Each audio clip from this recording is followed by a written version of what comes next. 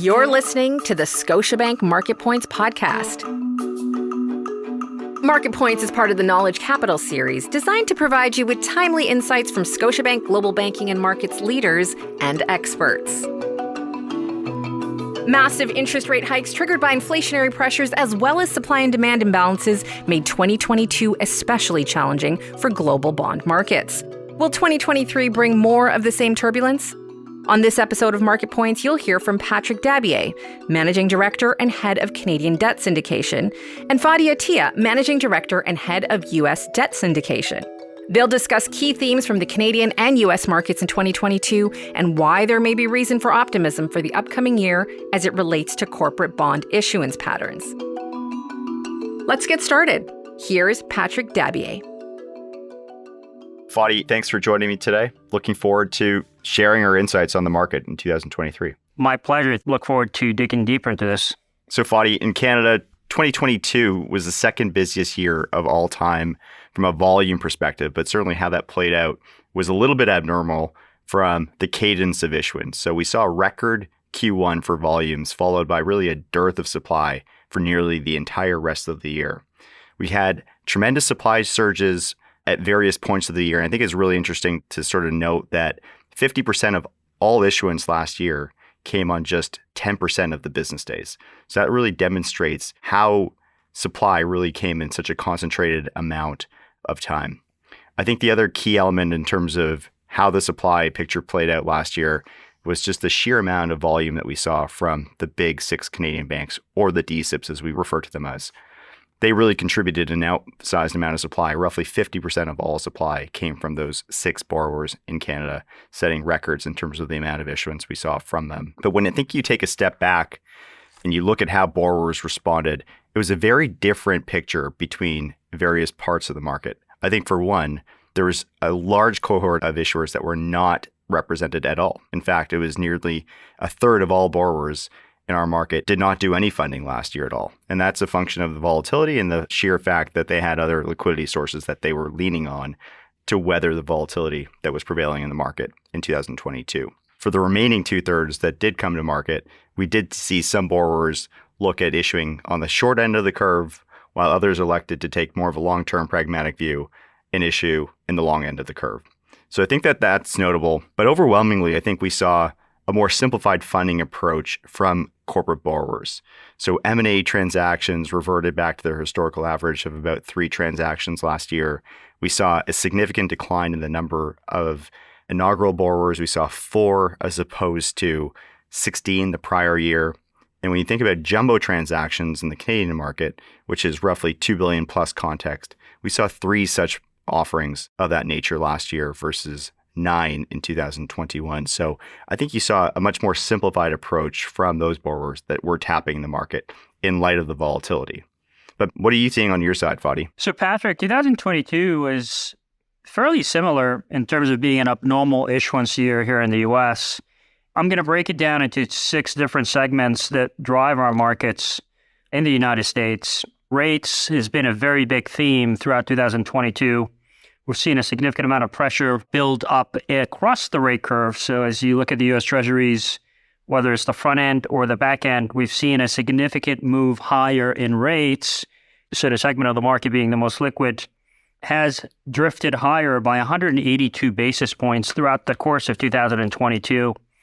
And this was driven mostly by the Fed's aggressive approach from a monetary tightening perspective. So the Fed ended up hiking rates by 425 basis points in 2022, the most in any given year since 1980. Wow, that is historic for sure. And as a result, the IG issuance volumes were impacted meaningfully by these rate hikes and the volatility that ensued on the back of that, where we saw total volumes drop by 18% in 2022 versus the previous year. And the composition of that new issue volume was different versus previous years, as financials accounted for an elevated 63% of that total supply, meaningfully higher than the 50% average that we've witnessed over the past 5 years. Okay, so that's interesting. That's effectively in line with what we saw on the Canadian side, where financials dominated the supply picture. in 2022. What do you think was driving that? Right. I think corporate borrowers pulling back their bond issuance volumes given the rising cost of funding, which was driven by spreads migrating higher, rates moving higher, and that effectively putting corporate borrowers on the sidelines until this dynamic started to normalize. Mm-hmm. Tenors was also a slightly different breakdown in terms of the new issue calendar for us here in the U.S. We've seen a spike in short-dated issuances that was driven by investors looking to shorten duration in their funds, and also issuers not looking to lock in long-term funding given the elevated funding costs. M&A, very big theme in our markets in the United States. That typically tends to be a very visible component of volumes and historically averaged about 19% on a 3-year basis, decreased to 9% in 2022. So a meaningful drop in M&A funded activity in the bond market. And that was naturally impacted by the uncertain economic outlook, which slowed down the consolidation and M&A activity globally and in the United States. And finally, ESG, huge theme in the U.S., which continues to build out and play in a very visible manner, but also was equally impacted from a volume perspective, merely registered $77 billion in 2022, which was close to 20% below previous years. Mm-hmm. So, Patrick, ultimately the question is, do we see a more balanced or normal 2023 from a composition perspective? What are your thoughts about Canada? Yeah, so I think for this year, we're looking at volumes to come down more in a historical average. So we're looking for $117.5 billion, which will be down 6% from, again, the second busiest year of all time in 2022. I think the big driver of that is going to be financial or D-SIB issuance specifically, which is going to be 35% lower year over year. Again, just sort of mean reversion from that record year last year. And on the corporate side, we do expect a little bit more of a normalized representation from the corporate issuer base, where we expect them to be roughly 40% of overall issuance this year. Again, more in line with the pre-pandemic average. But I think there's still a big question mark as it relates to how corporates are going to respond in 2023. I think a significant focus on the cost of borrowing, which I know was a huge driver of sentiment and behavior among corporate borrowers last year. But it's also going to be dependent on the specific issuer's view on the economic outlook and whether or not the interest rate market and interest rate volatility is going to perhaps keep funding needs, whether it be M&A or CapEx or growth initiatives, more in check than in years past, where all-in rates have been more favorable to borrowers to lock in those rates. So I think that's still a big question mark as it relates to volumes in 2023. And I think we're going to have to wait a little bit to get a little bit more of a better sense in terms of how the corporate market is going to respond. But what about for you, Fadi, in 2023? What are you looking for from a U.S. new issue volume perspective? So we think the similar story is likely to unfold in the U.S. There'll be some variations which are unique to the U.S. market based on the variations between the two markets. But, if we start off with macro, we're starting to see inflation show signs of slowing down, and the Fed is getting closer to its peak side of the hiking cycle. Rate forecasts for the 10-year U.S. Treasury are starting to stabilize and exhibiting less volatility so far this year. And as we reference Scotia's economists' 10-year forecasts, they're calling for the first quarter on the 10-year Treasury to reach 3.25% and to finalize the year at 3.45. We think that's going to be positive for credit. Mm-hmm. We think that the rate volatility normalizing and the hiking cycle winding down, 2023 is likely to be a much more actionable year for issuers and be offering more stable windows of execution. And that can translate into lower new issue concessions and better secondary performance on the follow. We also think that that should be positive for investment-grade credit spreads, meaning that credit spreads should compress, barring a deep, prolonged recession. We think that spreads are probably going to be range-bound initially during the course of the first quarter of 2023, but they're likely to be very reactive and dynamic to economic releases and the projected earning outlook for the balance of the year as the market tries to interpolate what the economic picture is going to look like for the duration of this year. Mm-hmm. We think issuance volumes are likely to be in line with the 2022 total at $1.25 trillion. Corporate issuance is forecasted to be 45% of that annual volume, which is 10% higher than 2022. And that's going to be helped by more attractive cost of funding for the corporate borrowers. We do expect a significant amount of this borrowing to be front-loaded during the first half of 2023, where a lot of the maturities, which are $635 billion for the full year, 60% of that is maturing during the first half. And the improvement in market tone is likely to encourage issuers to de-risk significant portion of that refinancing early on during the early part of the year and effectively take advantage of the prevailing market conditions, which can be positive.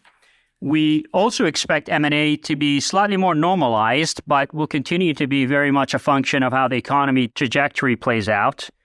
In a soft landing scenario, meaning that if the recession is shallow or short-lived, we expect M&A to drift back towards the normal averages over the previous years, which would be around 15 to 20% of total new issue supply. And in a hard landing scenario where a recession is deeper and or long-lasting, we estimate M&A volumes to remain muted and be 5 to 10% of total volume. And then finally, ESG and label issuances are expected to rebound from 2022. A few factors there will help that rebound. The Inflation Reduction Act in the U.S. is likely to be supportive. The continued focus on ESG regulation is going to be a big driver in supporting that market, and the continuation of the energy transition, which is a big focus area for that sector. So it sounds like conditions are improving. That should give corporate borrowers a little bit more of a stable platform to take advantage of in 2023, but perhaps still a few unknowns as it relates to whether or not those corporate borrowers are actually going to be in a position to want to take advantage of those conditions. But I think that's probably a good chance for us to talk a little bit about the investor sentiment as we've seen over the last few weeks and months as we reaccustom ourselves to a higher rate inflation environment. But what are you seeing on the U.S. side, Fadi? Right. So I think bond investor sentiment will continue to be very much driven by the general market volatility. I think volatility will continue to be a big mover influencing investor sentiment. We do think that the attractive valuations currently on offer in the credit market, certainly relative to other risk asset classes, is going to anchor a historically outsized amount of liquidity towards the investment-grade corporate issuance calendar, supported by attractive total return on a historic basis. This year has already kicked off well. If you look at the January investment-grade total returns, it's already above 3.5%, which is going to further underscore and anchor the strong investor appetite for bonds. And we think that will help bring down the borrowing costs for issuers through better, healthier secondary market performance. The 10-year part of the curve is going to continue to be the core funding access point for many issuers because it's anchored by the deepest pockets of liquidity on the investor side, and that's going to continue to offer the most assured execution outcome for most borrowers.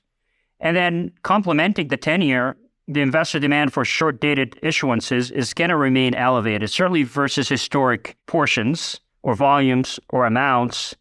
And that's going to allow issuers to remain nimble and flexible and be able to de-risk a portion of their financing and funding needs in a way where it helps them bridge to a better market if the theme and the trend continues over the next few years. Mm-hmm. Can you speak to the Canadian side, Pat, in terms of what you're seeing on that side? Yeah, so I think you touched upon a couple really salient points. First and foremost, returns year to date, I think, are going to be a tremendous platform for the fixed income asset class as a whole, especially as we head into retirement saving season for most retail investors, both in Canada and in the U.S. So I think putting aside the very, very weak returns for the asset class last year, I think it's all obviously a function of the rate market and what that ultimately did to the asset class. But I think we're certainly seeing green shoots as it relates to investor sentiment and activity towards the tail end of 2022. And that certainly played out in the first month of the year so far in 2023. Our conversations with investors have been very constructive. I think for the first time in several months, we've seen consensus among most investors that they, A, have cash to put to work, and B, are actively looking to deploy that in the market. And I think that's a function of the core tenet of fixed income in that for the first time in several years, it actually offers an attractive yield plus capital preservation. And in a certain economic world and reality that we're all living through, I think that is a very enticing investment proposition for a lot of investors to be looking at. So from a access point, I think that sets the market up exceptionally well for 2023. in terms of the access to market. I'm not going to go ahead and say that these conditions are going to prevail for the balance of the year, because I do think that there's still a tremendous amount to be written still about the inflation and the interest rate story that I think is going to continue to play out in the coming weeks and months. But certainly from what we've seen thus far, it's been very constructive, and we are encouraged by the early signs of investor engagement in 2023. So I think that probably leads us to the last point that we want to raise and discuss here today, Fadi, and that is, what are the key themes for issuers to navigate around in 2023? How can issuers expect to take advantage of some of these opportunities that we're seeing emerge in the market? Right. And I agree with your sentiment, Pat. I do think in the U.S., for issuers, there's a few factors that are going to be key and critical from a new issue perspective and an execution perspective. Issuers will be better served by accessing the market opportunistically to lock competitive funding. And what I mean by opportunistically is effectively laying out a strategy and a long enough timeline to be able to pick the right windows from an execution perspective.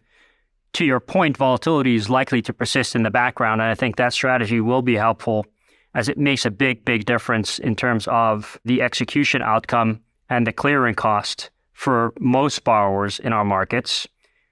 The uncertainty around the spread and the rate outlook can be also mitigated to a certain extent by funding across a variety of different maturities to be able to blend down the costs and smooth out the refinancing profile for these borrowers rather than clustering the financing into a narrow selection of maturities. And equally important, investor engagement will continue to be critical, whether that's through marketing, deal or non-deal related approaches, rationalizing the issuance program. All of these investor touch points are likely to drive execution efficiencies for these borrowers and help alleviate concerns that can impact borrowing costs. Very interesting. Well, I think, look, a lot of similar themes in Canada here, Fadi. So as it relates to accessing the market, I think what's clear for this year and what we saw last year is that the economic calendar has been harder than ever to navigate for corporate borrowers.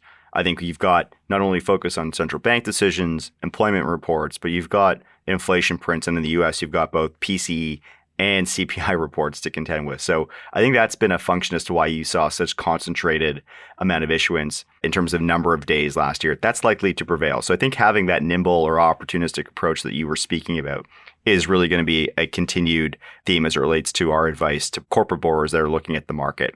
I think one facet of the Canadian market that does bode well, at least from a global perspective that is unique, is it does allow issuers the flexibility in terms of finding an approach to market that best suits the prevailing market conditions. So if conditions are exceptionally buoyant, we can outline a path to market that expedites your time in market and takes advantage of those strong conditions. If we do see a little bit more choppiness and volatility reemerge, we do have the ability to, as you mentioned, engage with investors to feel out the investor base as it relates to their appetite from a depth and pricing perspective without needing to actually follow through with the transaction. And that allows you the opportunity to monitor the market and find those pockets of stability that give you the best execution for your potential bond transaction. So I do think that that's a very interesting component of the Canadian market that is unique on a global perspective. And again, I think just to reiterate, I think what we're hearing from the investor base is